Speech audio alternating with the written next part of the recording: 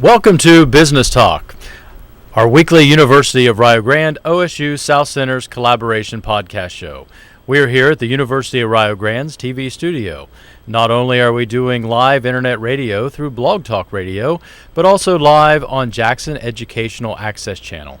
Our podcasts are archived, and our TV broadcast is placed on YouTube for viewing and listening again. Our mission is simple: to promote the University of Rio Grande and its diverse educational programs, promote the Ohio State University South Centers and its many business technology programs, and finally promote Southern Ohio, a great place to live, learn, and enjoy life to the fullest. I am Jason Winters, Director of the Center for Small Business Entrepreneurship, and with me is Michael Thompson, Instructional Design and Media Service Director with the University of Rio Grande. Also behind the camera today, we have Patrick Dengel, Business Development Specialist with the Ohio State University. This week, we feature one of my friends and colleagues here at the university, Dr. Govinda Koirala. Govinda is a professor of economics here at the university and has been with the university for several years now. Govinda, welcome to our show. Thank you, Jason. Govinda, why don't you tell our listening audience a little bit about yourself? Well, I am originally from Nepal. It is a small country in Asia. I came to the United States for my higher study. Well, first I came in 1979 and did my master's and went back. Again, I came back in 88 and did my PhD. And after that, after finishing PhD, I joined Rio Grande University to teach economics, and currently I am a professor of economics in University of Rio Grande. So you've been here how many years now? It is now 16 years. 16 years. Yep. And Pat, you may not know this, but it was Govinda that made my farm internationally known. Fantastic. Yeah, you had, I believe it was an aunt and uncle that came to the States here a few years back, and they come back and visited me on the farm and saw the goats and, helped make Higher Ground Farms international. So this evening, or this afternoon, what we're going to discuss is gasoline prices.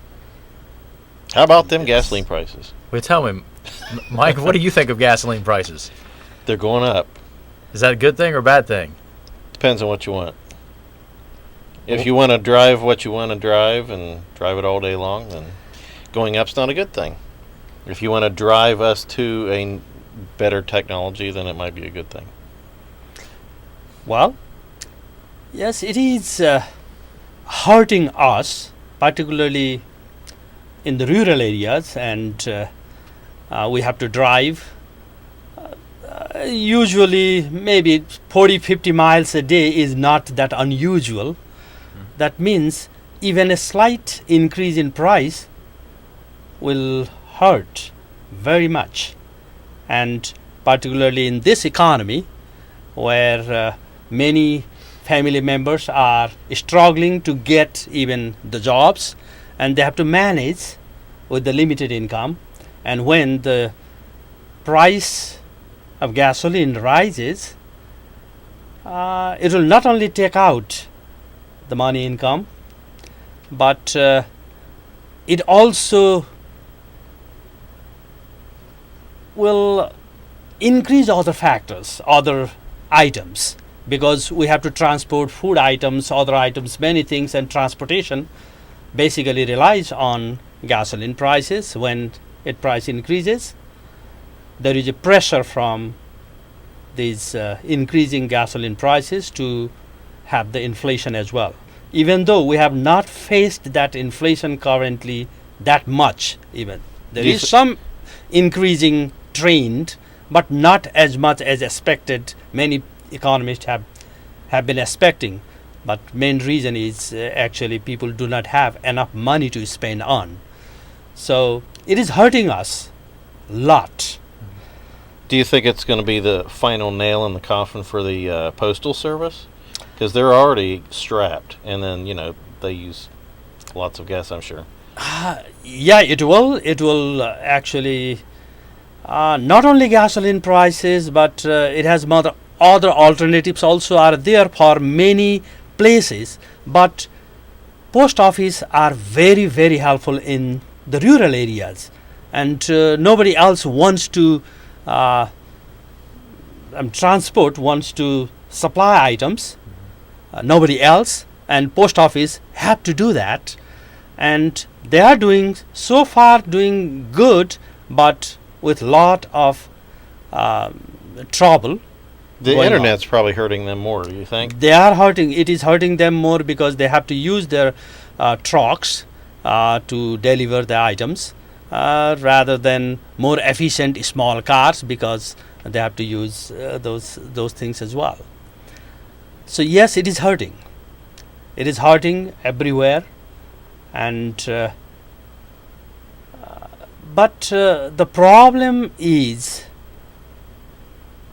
does this increase in gasoline prices be the result of our behavior? We are buying we used to buy many big cars, big trucks, etc., rather than smaller ones like other countries did. European countries do have in general smaller cars. They do drive smaller cars, more efficient cars, but we don't. But at the same time, we are also producing more oil.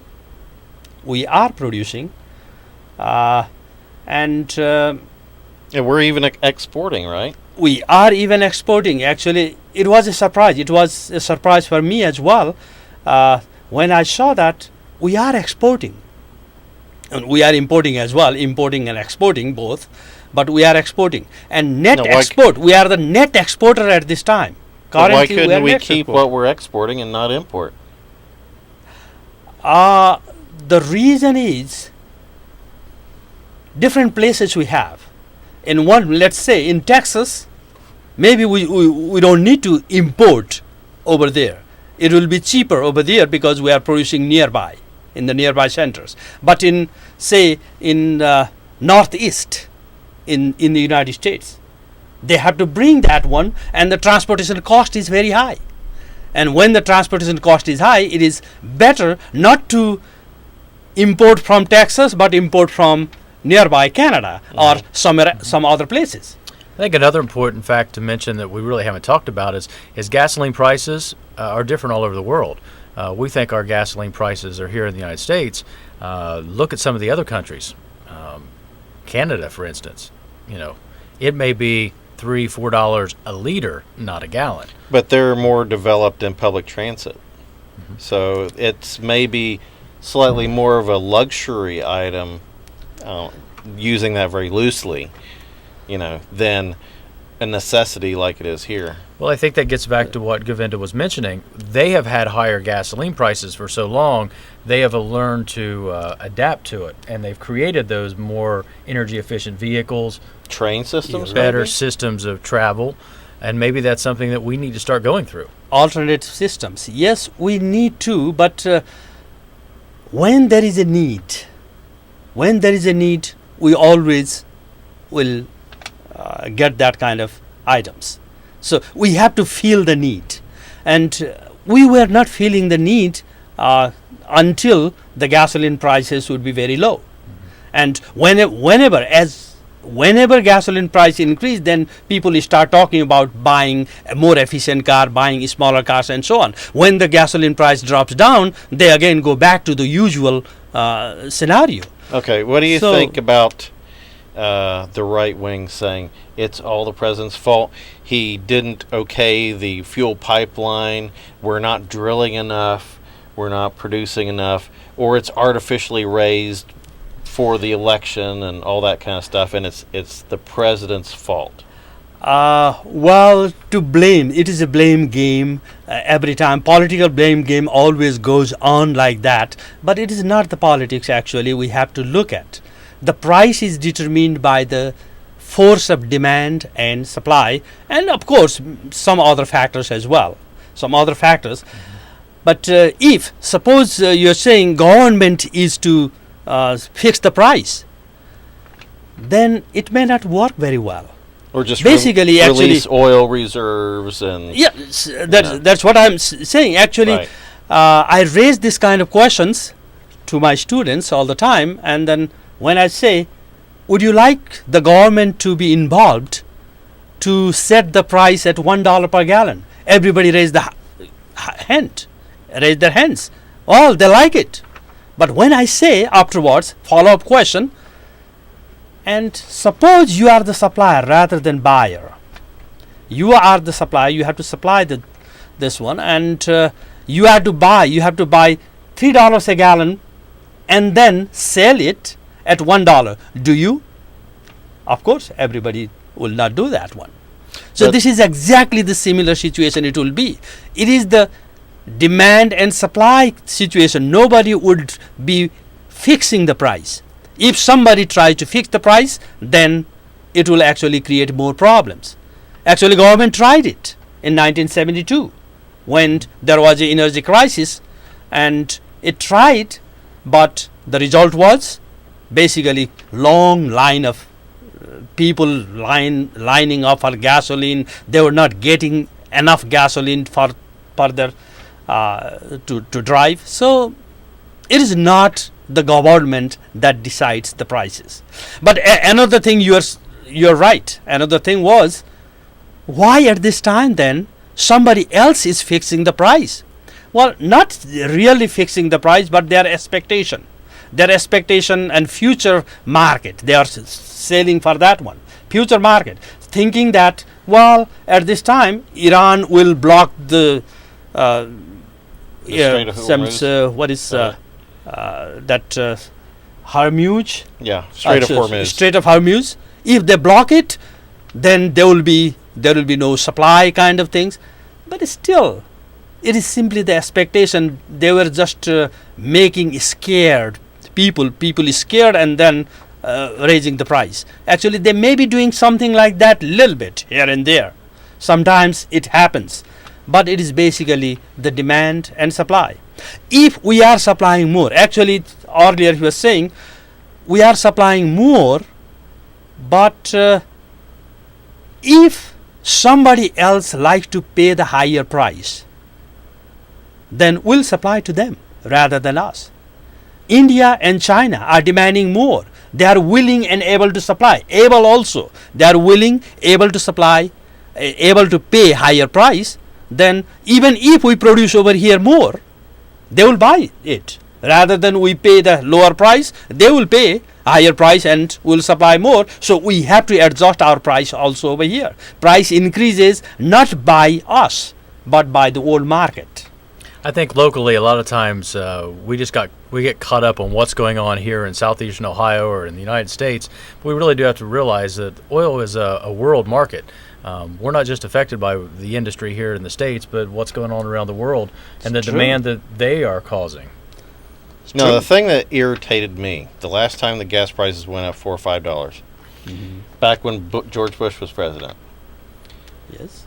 The oil companies reported record profits.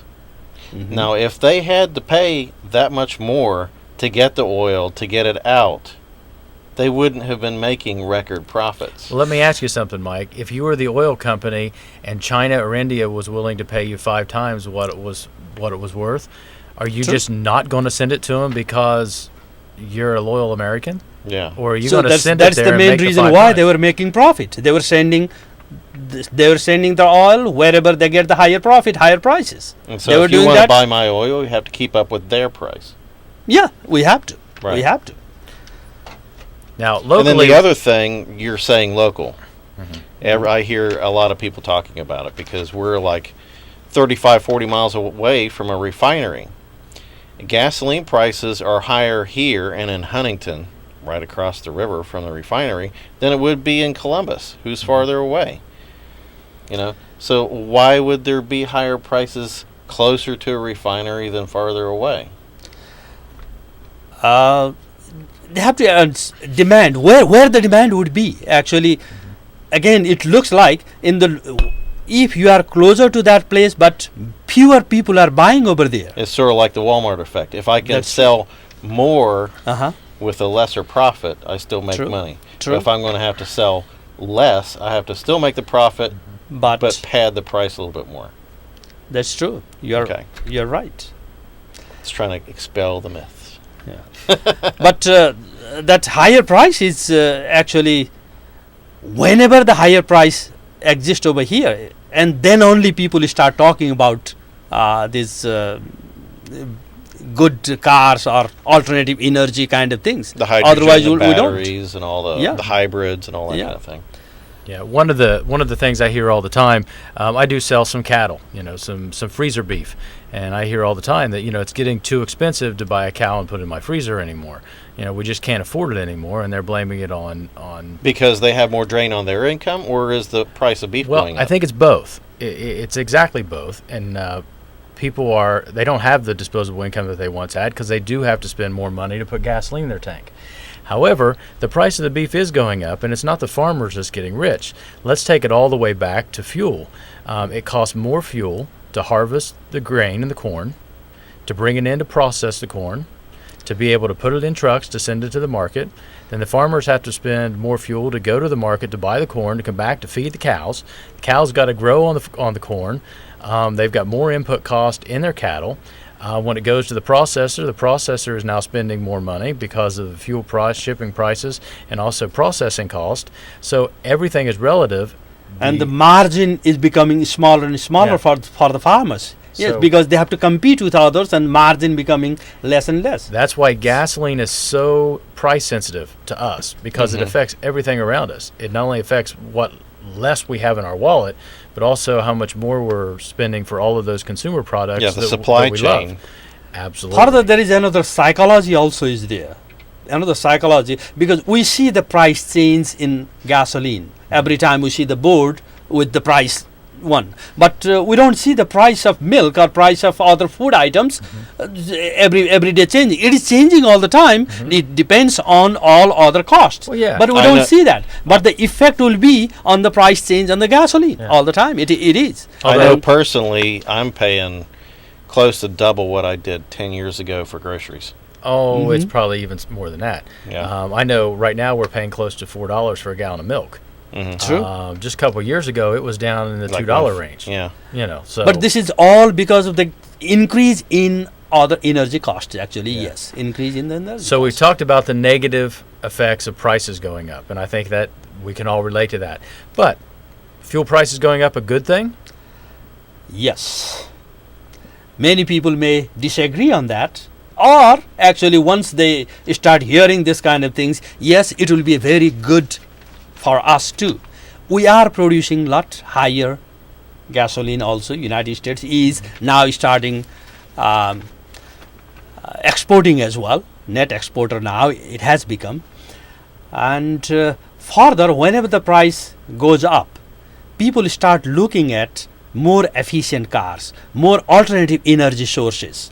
And alternative energy will help us because we are not the major producer of oil, and our income level will not be diverted to gasoline only or the oil only, so we can spend our money to other factors, other things. Actually, it has been happening too. Actually, if we look at according to the data, sometimes Nate Davis research, they showed that energy expenditure was about 8% of the disposable income in 1981. Now it has come down to 5.5% only. That means we are spending less. We are spending less on gasoline as a percentage wise. The main reason, we are having more efficient cars, efficient ones. And not only that, we are looking for alternative energies. So there is a chance of us, chance to innovate. We are the innovative people. United States has this trade comparative advantage in innovations. We have been doing that, and then whenever we have innovations, then we prosper. And then once we innovate, once we get the items over here, we innovate those items, technological items. Then once it becomes standardized, then it goes back to wherever, China, India, and other countries it goes to. But we have to look for innovation all the time, and that makes us more competitively advantageous. And that also for the trade purpose also it will help. We will be more innovative, more and more innovative. Once the gas price rises, we have innovated many other alternative energy as well. Yeah, I think we're back to the early 1900s. Because at the early days of the car, we had the Detroit electric cars. We had a steam car. You know, there were diesel and gas, and then it wasn't until we kind of figured out what we wanted to go with, and the infrastructure was built as far as the distribution of gas and gas stations and all that. Then it kind of took off. So we're back to that point of what technology is going to be: electric, hydrogen, diesel, a mixture, and then we have to follow with an infrastructure of either plug-in stations and hydrogen stations or something. But that we're in that difficult period of transition. And one of the reasons why these electric cars, plug-in station, as you said earlier, are not everywhere. And we have to develop that one. That's one reason why this electric cars demand has not gone up. And it takes so long to... yeah. Unless you're staying somewhere for 5 to 8 hours, it's not going to charge up. And that's the reason, that's another reason why this other type of hybrid cars, which doesn't require any other electricity, but hybrid cars like Prius cars. It is demand is increasing. Actually, a lot of demand is over there, and we can improve these kind of things. Once we improve, that is our innovations. We start innovating the other kind, whatever makes this more efficient type of things. Then we can prosper. Actually, United States prospers from the trade in that sense as well. So increasing gasoline prices will help us to be more advantageous. Comparatively, will be more advantageous, and will remain leader in the world. I know people complain. I'm a diesel person. I like diesel. But a lot of people have complained, you know, diesel used to be lower than just regular unleaded. And the reason I think that is because the standard for a diesel engine has increased. So they have to make a cleaner, low sulfur diesel, and that process takes more time and but energy. Diesel is also another form of oil. Right. So it is the same parts. So if we are depleting total oil from the world, then we have to develop another kind of source anyway. And you can't forget, oil also makes our plastics. True. And a lot of other products. It's not just oil, gas.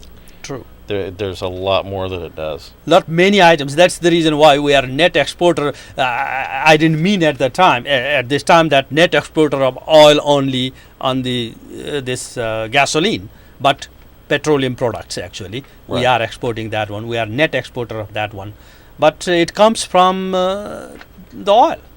It comes from. We are producing actually a lot. United States is producing a lot. Producing a lot means 10% of the world production, which is actually one of the greatest, largest producer of oil, even bigger than Saudi Arabia. They call it. It is because 10% of the world market is. We produce 10% of the world market. That means again another way. Higher price means then we can keep the higher price means we are kind of monopoly. Monopoly creates more profit. More profit means we can have more income level in this country as well because of that, higher prices. So there is another benefit of higher price if we can keep it. So I guess we just need to start getting paid more. But we need the alternative energy. That has to be our goal. All the way around with wind. Absolutely. As far as powering your home, solar, and all that. Yes. But that's still going to require more technology. I've actually been looking into some solar technology and some wind technology to produce that electricity here. I've been thinking of ways to diversify farm operations, put in some of those solar panels and create some electric. The technology is just not in place at this point to make it profitable to do so, even with the tax So, but the rebates there. technology will improve once the people start looking, once people Right. do have higher demand for those items. It's just like Because- luxury items. There's only it like becomes. 10 people in town that want to buy it, so in order to make a profit, we have to charge a lot more for it. But if everybody wants it, then we can lower the price and we can make a little bit margin on all. And the one thing that we really need to focus on as not only a country but the world is that our oil is limited. There is only so much of that that's underground. Now, it may be around for the rest of my life, might even be around for the rest of my child's life, but at some point, that's going to go away. Now, And- if it is the consumption, they have predicted that if it is the rate of consumption for oil, only 50 years. We'll live with the oil only with next 50 years or so. But we are changing that habit. We are changing. We are consuming less, even though world is consuming per capita less in that sense than earlier, because we used to have big trucks, gas guzzlers, and so on. now, some of us But- still do. Yeah. Well, but that is your choice. That is our choice. But once you start feeling, once you replace next time once you replace, you look for more efficient more efficient truck rather than the same kind of truck. So You know, it will be the People are long-term going- effect. In People the are going long to need term, a truck anyway, yeah, but you're going to find a Find- better truck. better Well- truck, better alternative energy, whatever they are. Well, and you we just are like also the smoke replacing coming those out the kind back of of things. yours, right? Pat was making fun of me at the beginning of the Yeah. broadcast about driving my diesel truck, and I get about 20 miles to the gallon. But after Govinda read that statistic that our consumption rate has gone down from, what was it? Yeah, from 7%, 8% to So you're wanting to Five- take I up, actually Yeah. have. you want to When- take up the slack. When I was in high school, I had a 1967 Chevelle that only got 10 miles a gallon. Today, I'm driving a diesel truck that gets 20. So, yeah, I'm doing good. I've contributed. I went from 10 mile a gallon to 20 mile a gallon. I think I'm doing good. it takes longer time, yes, it takes time, but we will be moving towards that direction. We have to, because as the gasoline price increases, alternative energy sources, those who want to invest on those alternative resources, they will invest on, because it will be more profitable after that. So And with- that's the way we'll be going on. with home energy, I think diversifying the production so that everybody's house is inputting into the system, that makes us more secure also. So that if there was an attack or something and somebody hit a power plant, it just doesn't take everybody down. Everybody's house is going to put into the system. And regardless of your political views, and mine are certainly very conservative, the Cash for Clunkers program certainly did do an awful lot to help out our energy situation. I mean, they took a lot of vehicles that were inefficient off the roads, Sure. and people were buying more efficient vehicles. Now, the economy, I don't know the effect of that right now, but still. It was a short-term burst, Yeah. and it did do some stuff that it needed to No, have even done. it helped for the even for the longer run term, because they changed the new, more efficient ones. Mhm. The old ones, they don't want to keep it. Okay, we have about a minute and a half.